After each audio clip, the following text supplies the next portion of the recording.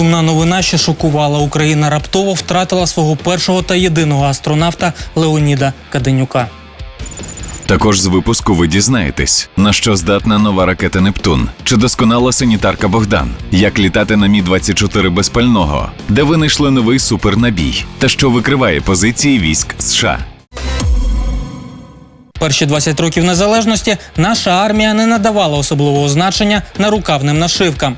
Вони до сьогодні мають перевантажений дизайн, надто різноманітні форми, а іноді схожі з іншими підрозділами елементи. Агресія Росії змінила ситуацію, і патч нового зразка вже має 24-та бригада, а на підході до офіційного введення – 93-я. Історія цієї бригади почалася ще 43-го. Позаду Курська битва, дислокація в Угорщині, війна в Афганістані, ліквідація катастрофи на ЧАЕС. Та відхреститися від радянщини вдалося лише між боями на Донбасі. Тут власноруч модернізували нарукавний знак. Забрали гвинтівки Мосіна, їх поміняли на козацькі мушкети, тобто, щоб історично було все справедливо. Зобразили снаряд такий, тому що в складі 93-ї бригади також є артилерія і такі війська. Ну, якби символізму там глибокого немає. Просто він ототожнюється з бригадою. Така розмова мала місце минулої весни, а зараз бачимо, що 93-я бригада звернулася до професіоналів та отримала результат. За 3 роки війни в Україні з'явилося багато комерційних виробників мілітарної вишивки. Вони вкладають кошти у придбання нових станків, що забезпечують великі партії. Проте нечисленним підрозділам, скажімо, по 10-15 бійців, теж здатні вгодити завдяки стареньким машинам обмеженого тиражу. До речі, розробка дизайну нашивки у приватників забере лічені дні, бо це бізнес, що потребує постійного руху вперед. Литпол Укрбриг. Это литовско-польско-украинская бригада. То есть этот шеврон нам не заказывали, нам понравился эскиз. Мы просто его сделали для этой выставки, чтобы показать, причем на 2 тканях. Это аппликация. Здесь 2 вида ткани, сшитые одна в одну. Этот шеврон делался очень долго.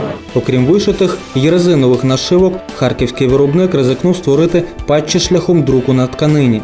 Проте вони у 4-5 разів дорожчі за традиційні. Можливо, саме такий висить на стіні популярного серед військових закладу «Піца ветерану». Вона нараховує вже близько 350 нашивок від солдатів, генералів та іноземців. І навряд чи якийсь музей в Україні може похизуватися подібною колекцією.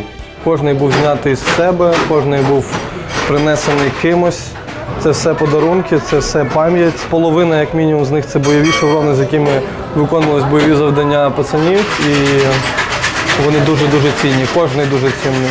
За час війни в Україні патчі, окрім знаків розпізнавання чи сувенірів, стали дорогим атрибутом, який іноді необхідно і заслужити. Влад брав участь у Революції Гідності, воював в лавах правого сектору, батальйонів Азов, ОУН і продовжує службу в 93-й бригаді. Змінив кілька шевронів, проте найдорожчим для бійця є цей. Шеврон шахти Бутівка видавався тим, за словами Ротного, коли я прийшов туди, він сказав: проживеш 3 місяці, отримаєш шеврон. Я прожив, один з тих, хто прожив 3 місяці. Тобто це якби було таке випробування чисто психологічне і мотивація. На передовой категорически запрещается ношение любых знаков отличий, вплоть до погон. Это что касаемо боевых действий.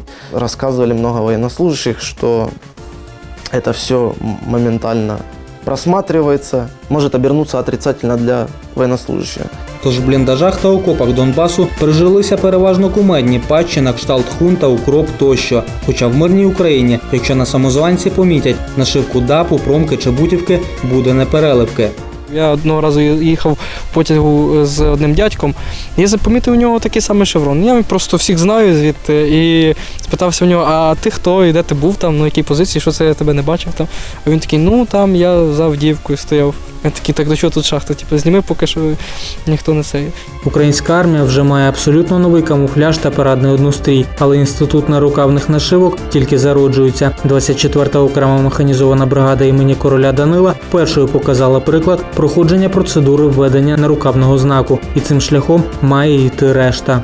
Бригада звертається, або там частина звертається до центру. Там є профільний відділ. Отримує від центру Марченка, отримує анкету. Тобто це підхід, коли ви рекламна агенція, я людина, яка приходить до вас замовити собі рекламу. Що я роблю? Я заповнюю бриф. Частина каже: ми такі-то, такі-то, ми живемо там-то, там-то, там, ППД. Чим вона займається? Стисло. Ми воювали там-то, там-то, там-то, там-то. Наше почесне ім'я, якщо воно є, таке-то. Будь ласка, нам потрібна нова емблема на рукав.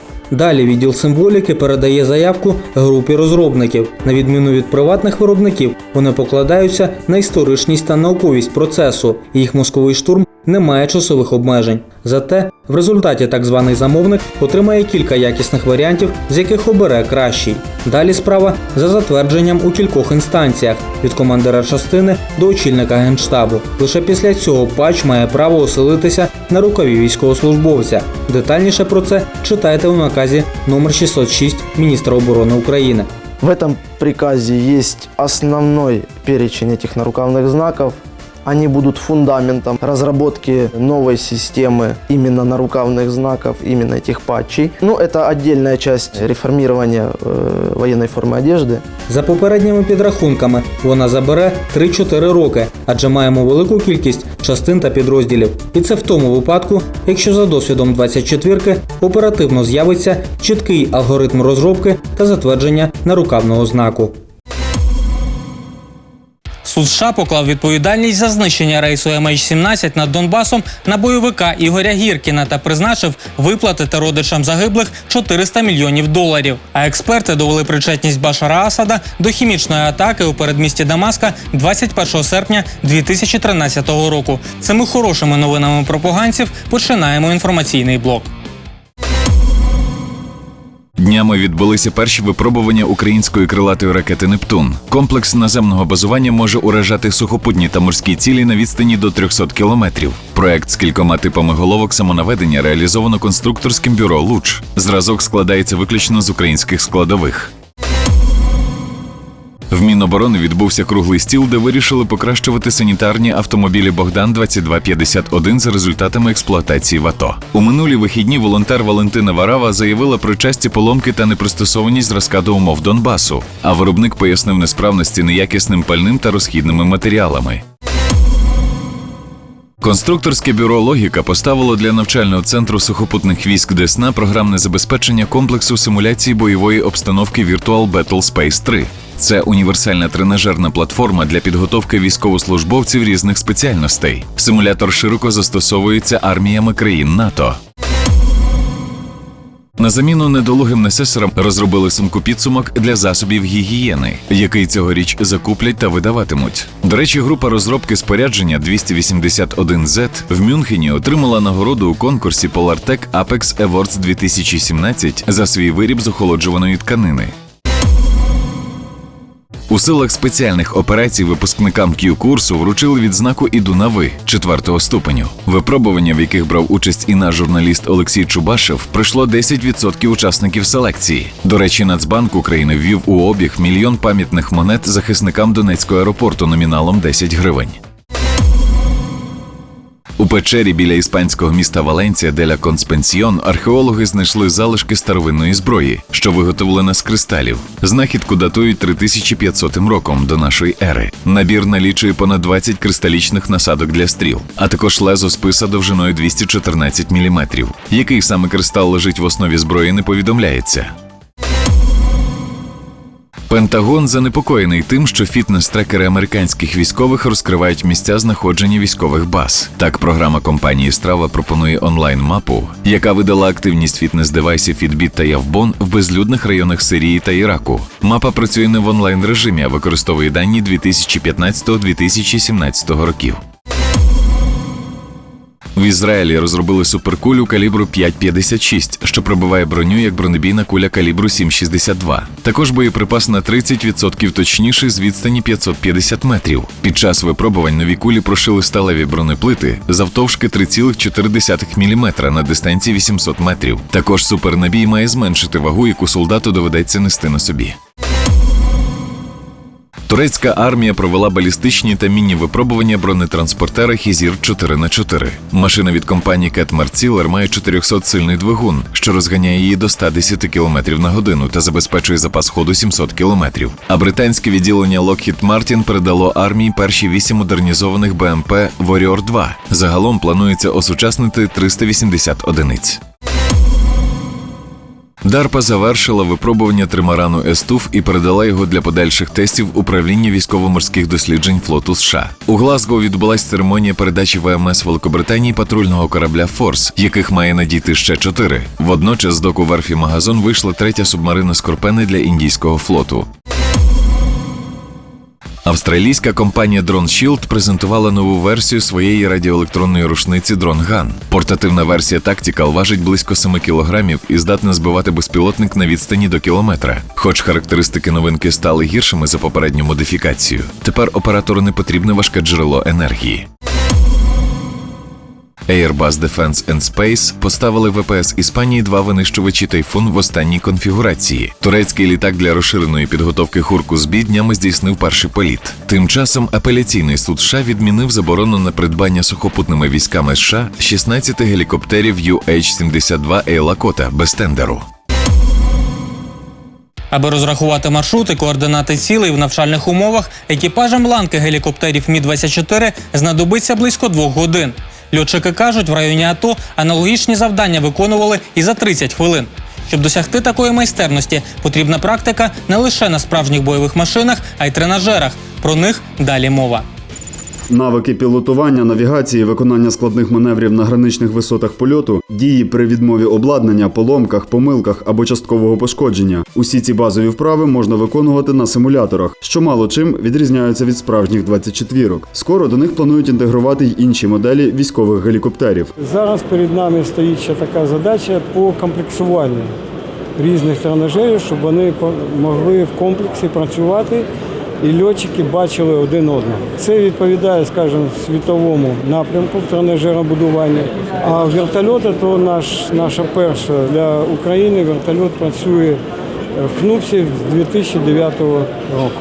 Крім навчання, тренажери допомагають розібратися, який гвинтокрил краще підходить для курсанта, здійснити професійний відбір кандидата у пілоти. Інструктор в режимі реального часу може слідкувати за діями практиканта. Також вони дають можливість військовим практикувати пуски керованих ракет та ведення вогню з іншого встановленого озброєння. Подготовка на этом тренажере позволяет выполнять весь комплекс упражнений по пилотированию, по стрельбе управляемым и неуправляемым вооружением, по выполнению полетов в сложных метеоусловиях, ночью с очками ночного видения и прочее. Досвідчений військовий льотчик-снайпер Володимир Пастухов схвально оцінює авіасимулятори, що використовуються для навчання пілотів у Збройних силах України. Вот сейчас мы выполним полет на предельно малой высоте. Высота будет от 5 до 10 метров над землей. Это та ситуация, которая сейчас имеет место в зоні антитеррористичної операції на востокі нашої країни. Під час виконання бойових завдань на сході України вертолітникам доводиться літати низько над поверхнею землі, щоб не потрапити в зону ураження засобів протиповітряної оборони противника. Вот мы идем, вот у нас сейчас 11 метров. Вот мы идем ниже 10 метров. Такий політ потребує максимум уваги пілота, тому що в реальному житті, на відміну від віртуального, лінії електропередач, дерева, будинки справжні. Асу Володимиру Пастухову доводиться літати на малій висоті чи не всю службу. Перший раз мені довелось літати на таких сверхмалих висотах в Республике Афганистан. Когда прилетаешь из полета, а тебе говорят: товарищ командир, вы на блоках привезли птичьи гнезда, то есть между деревьями так приходилось низко летать, чтобы обеспечить безпеку экипажу вертолета и выполнить поставленную боевую задачу.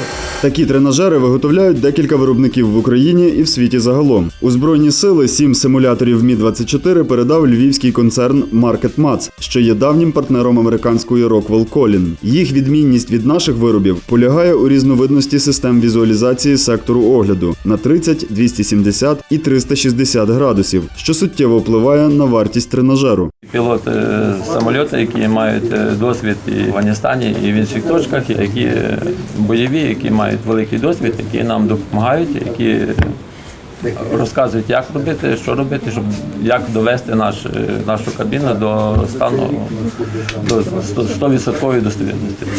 Є пілоти, ну а на випробуваннях в нас живі пілоти з всіх військових частин України, які приїжджають і пишуть свої заключення, дають свої рекомендації. Основне при створенні апарату – подібність характеристик найбільш наближених до оригіналу систем управління літака чи гвинтокрила. Адже недоліком підготовки на авіатренажері є розвиток у пілотів хибних навиків керування. Розробники приладів запевняють, що сучасні технології виключають таку можливість на 90, а то й на 95%.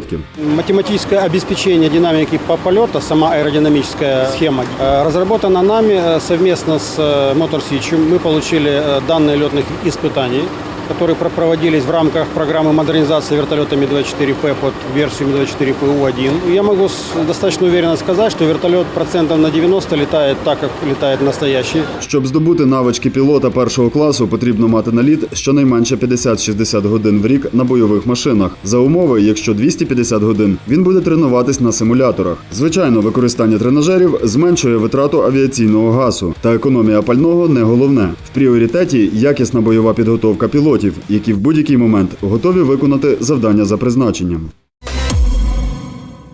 Наступного разу дізнаєтесь про надувну техніку та снігоходи. Нагадаю, цей та попередні випуски можна знайти на сайті 24 каналу та ютубі військового телебачення. Будьте з нами!